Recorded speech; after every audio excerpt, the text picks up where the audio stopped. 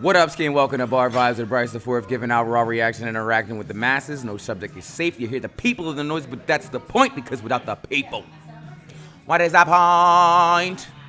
Embrace some vibrations. If you listen to the show, you know that I normally start talking them birds, but I had enough talk about them yesterday. My thoughts, they're gone. They play in 3 days. It is what it is. Fix it. How about that? That's it. Just do it. But I'm gonna start off with the Colts and the Chiefs. The Colts had an opportunity to do something very epic, and that would be to almost guarantee that the Chiefs would not be in the playoffs, and they didn't do it. This is a conversation that is very similar to the conversation that I had about the Eagles, where you get a team who no one's expecting to make the playoffs because of their record, and you lose. Colts defense was suffocating in the first half. And Jonathan Taylor wasn't even going off. They were up 20-9. And all of a sudden, the fourth quarter, they didn't get any first downs. Zero first downs. They got the lack of pressure that the Colts had just let Kansas City get big chunks, especially on that last drive where the Chiefs started on their 6 with 4 minutes and 43 seconds to go. And they let them drive down the field, kick a field goal, tie the game, get into OT, and they just bungled it. They were like, I don't know what would you say is more vanilla than vanilla? Because whatever it is, that's what the Colts were. Like, if you can get whiter than white, that's what it is. I'm a KC fan this week, obviously, because they play the Cowboys. But god damn it, Colts. You had an opportunity. I don't know. Jonathan Taylor with 16 touches. He was MVP candidate like 2 weeks ago. What are we doing here? God damn it. The Ravens and the Jets. Say what you will about the Jets, especially with how things have been going, but they fought in this game. Oh, like big heavy fought. Even being 2-8, they fought. But the Jets offense cannot stay out of third and longs. It was 3rd and 14, 3rd and 16, 3rd and 9. Cam? And they just couldn't get out of their own way. The Ravens don't look that great. Yes, they've reeled off 5 straight wins. I think that Lamar Jackson is hurt, and they won't say that he's hurt. But of course they're not going to do that because they're winning the football games. Both defenses played really well, but the Jets just can't run the ball. Breece Hall was getting like the little dump-off passes for long runs. He had one like really long run, but there was no support for Tyrod Taylor or Tyrod. However his mom tells people to pronounce it, I don't fucking know because I've heard it multiple different ways. I personally think that Derrick Henry has lost a step. Yes, he did have 2 touchdowns, but you can see like there's no burst. And without the threat of Derrick Henry and Lamar, you kind of get one-dimensional because the Ravens normally are just passing to their tight ends.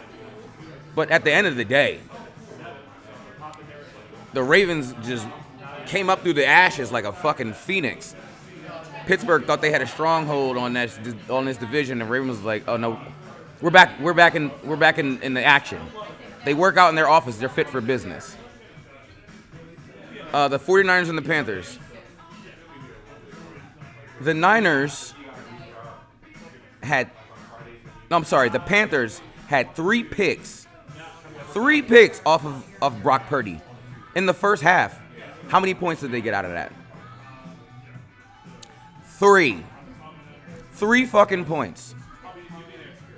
They only gave it to Rico Dowdle 10 times, who's their best playmaker. Bryce Young played like shit. And on the other end, Brock Purdy should have had 5 picks. I saw 2 tip passes that should have been caught. But if you're a DB, you're a DB because you can't catch. You see a healthy C-Mac, monster, should be in an MVP conversation. I think he had almost 200 yards from scrimmage yesterday. Or, god damn it, it's Tuesday. But the Niners were monsters in the red zone. The Panthers had some momentum, but it didn't help at all. And, yeah, what are you going to do? The Niners they went 3-0, and then they've won and lost in every other game. So it was 3-0, loss, win, loss, win, loss, win. And they just broke that streak because they won 2 in a row. That division is crazy. The Giants and the Lions. Jameis Winston, he's a walking circus. He gives you everything that you want. He'll give you a pick, which he did. He'll give you 300 yards, which he did. He caught a fucking pass, stiff-armed the bull, and then he juked him for like 33 yards for a touchdown. He gives you everything that you want. And they looked like a squad, the Giants did, for 61 minutes until Jahmyr Gibbs was like, hold my fucking beer. First play of overtime, 69 yards for a touchdown. He's on pace for 6K. 2K. God damn it. He's on pace for 2K. Amon-Ra St. Brown caught his 500th pass, so shout out to him. And the Lions uniforms were tough, like super tough. The Bears, Packers, and Lions are in a crazy fight for this division. There's going to be 2 teams that come out of here. I don't know which 2, especially because the Packers have a tie, which helps their win-loss record. So we'll see. And speaking of the Packers, they played the Vikings. I saw a joke that said, how many points did 9 score? 9 being J.J. McCarthy, and then they also said 9, meaning German 0. They had 6 fucking points. 6 points. That video that he made, I'm 9. When I step on the field, I'm 9. Since then, they have not won shit. If I am Jay Jettis, I am fucking pissed. This team is so different because you got to remember, they could have had Sam Darnold to stay, or they could have had Daniel Jones, who's playing very well in Indianapolis. And no, they're sitting there with J.J. McCarthy, who's throwing the dumbest fucking interceptions of all time. And Jordan Love didn't even have to play for the last 5 minutes of the game. It was 23-6. Micah Parsons has 10 sacks. People keep debating who won that trade. I'm going to have to say the Packers kind of won that trade. Other than that, I think that Romeo Doubs should get 2 more Guardian caps. His head looks fucking, his head is just gigantic. It's so funny. The Seahawks and the Titans. The Seahawks offensive formula is very impressive because what they do is they go into the first half just fucking bombing it, just throwing it all over the yard, and they get up big, and then you know what they do? They just run the football. Look at that. 1 + 1 = 2. 1 + 1 = 2. That's it. And then even then, you don't know which running back is going to go off, whether it's Charbonnet or Mr. the Third, because they just have a plethora of bruisers who can do the same thing. And you look in the backfield like, who's that? I don't know. And then by the time you figure it out, he's got 10 yards. He's got 15 yards. JSN, Jackson Smith and Jigba, he is on pace to break the receiving record for a season. He is a downfield threat to the death. Carrying people on his back. And the Titans, they're not entirely unwatchable at this point. Cam Ward desperately needs a run game. I think the leading rusher had 39 yards, and it was Cam Ward. It's unfortunate for the Seahawks to be in the NFC West because they're really good, but with the Niners, they may not make it out. These next couple weeks are going to be tight in the NFC. The Bears and the Steelers. The Bears win this game, losing 5 linebackers in this game, and they're starting 3 corners, which means that their coaching is impeccable. That's coaching. When you get a next man up 5 times, when you get a next man up 3 times, that's coaching, where you prepare. Caleb Williams protected the football through the air. He did have a fumble, but he finally is finding a rhythm with his receivers. And the Steelers still made it a game with Mason Rudolph. The Steelers don't have a downfield passing attack, and that sucks because their run game is fire. This was DK Metcalf's first receiving touchdown in 3 games, and Kenny G was going ham. I'm sorry, Super Bowl champion Kenny G was going ham, and the Steelers have squandered their first place in their division. They started off 4-1, and now they've been 1-5. Kudos to T.J. Watt. He is the sack leader in his family with 115 over his brother, which is hilarious. And my funniest take from this game is that Jaylen Warren, he just wants to hurdle everybody. I don't know why, but he does. Man just jumped right into this other person's face. He wasn't even trying to go for his legs. He was like, I'm just gonna maybe I can jump over him, even though he's like 5'6". The Patriots and the Bengals.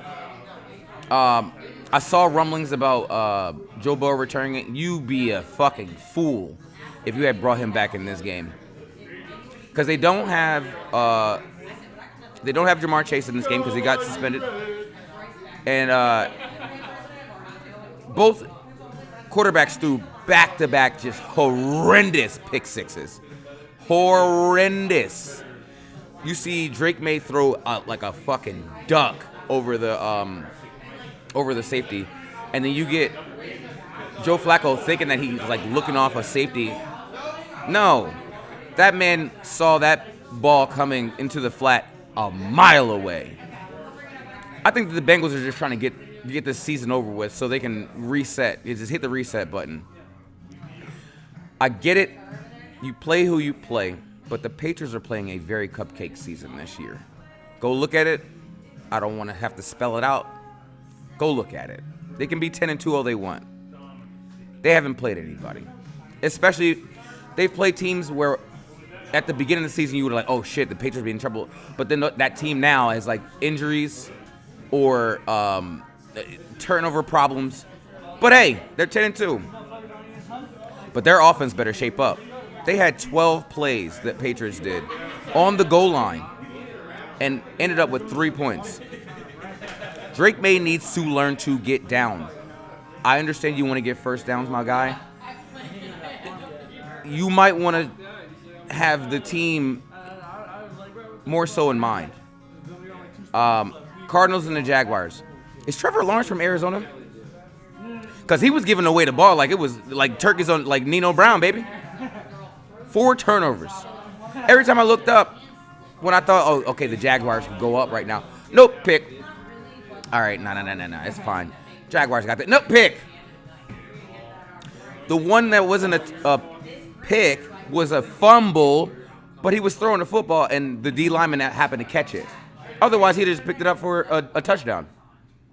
If the Jaguars could get over this turnover thing with Trevor Lawrence, they wouldn't seem like a joke. The Cardinals have absolutely zero run game. Jacoby Brissett threw it 49 times. And they almost won the game. Almost won the game. For no reason, because they're in a division that they're not going to win. The Jaguars need to shape the fuck up. Falcons and Saints. All right, so we're getting to a point, right, where I'm going to stop. What do I have to say about this game? Kirk Cousins played a very decent game. The Saints are just playing for funsies. The Saints could possibly try to stick around because of the bigger injury, but that's all I have to say. This is just a fun game. It's like a backyard football game. Yay. The Browns and the Raiders. The Raiders are the worst team in the football in the league. They're 100% the worst team in the league. They never convert on third downs. And Pete Carroll has to be in hell because he didn't have to come out of retirement to do this. And yet he did. The Browns had 10 sacks. 10. Myles Garrett had 4. He is on pace to destroy the single leading sack leader. Destroy it. Over LT. The first LT, not the second LT. But of course, everybody wants to talk about Shedeur Sanders, and I'm going to talk about Shedeur Sanders right now. He better talk his shit because he is the first quarterback in 17 quarterbacks to start in his debut and win for the Browns last 17. And then his dad, Deion Sanders, up in the booth with the biggest fucking cowboy hat I've ever seen. Just walking around, just looking ridiculous. Again, 2 teams that are just playing for nothing. The Rams and the Bucks. The Rams put on a fucking clinic. The game was over at halftime. Matt Stafford, he is my MVP so far. Don't tell my wife, but I did put money on him like 3 weeks ago. If she listens to this show, then she'll know, but she doesn't, so. If she does, that's why she'll realize it. But Matt Stafford was dialed in. Completed his first 11 passes. The run game was very key for that, and it's a thing for offenses to understand. It just opens things up. Baker Mayfield may have an AC joint sprain, which sucks for the Bucks because they're in first place, and the Panthers are just creeping up on them. And the Rams better not lose a fucking game this season because we as the Eagles have the tiebreaker, and if we go undefeated the rest of the season, they do. We get the first seed. Go Birds. In other news, Liverpool letting me the fuck down. 0 for 3 on Saturday, and I'll go, oh yeah. Well, I got the Eagles on Sunday. I got the Sixers on Sunday. And they both fucking lose. Sixers lose at 1. Eagles lose at 4. It was a miserable fucking Sunday. Miserable. Also, I just saw that the Pistons are on a 13-game win streak, which is dope. No, they got it broken. No. They're 15-2. They were on a 13-game win streak. Oh, you a Pistons hater? No, they got it broken. I understand that. I said the Pistons were on a 13-game win streak. Right, 15-2. Sure. Why? Why is it fuck Kate Cunningham? My last thought is it is Turkey Day week. So if you got a plate, go ahead and save one for me. I like stuffing, turkey. I'll take some sweet potatoes. Fuck out of here with the pumpkin pie. We don't do that. I'll take your mac and cheese. It better be ooey gooey. And potato salad. And if it doesn't, it better not have any raisins in that bitch. Big ups to the first day. Stay focused and be great. Take a see ya. I understand that Christmas is coming up. That tree doesn't need to be up until next week. Let Thanksgiving breathe. Take care.